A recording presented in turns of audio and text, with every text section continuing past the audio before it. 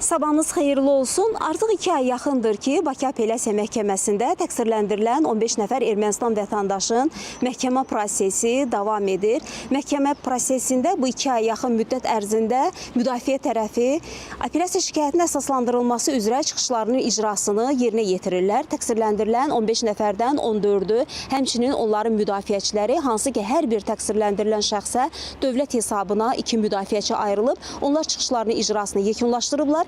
Tək bir nəfər qalıb ki, o da Madat Babayandır. Bu günləri də Madat Babayanı və onun 2 müdafiəçisinin çıxışlarının icrasını yerinə yetirəcəyi gözlənilir. Onu da qeyd edək ki, Madat Babayan 1-ci instansiya məhkəmənin hökmü ilə 19 il müddətinə azadlıqdan məhrum edilib.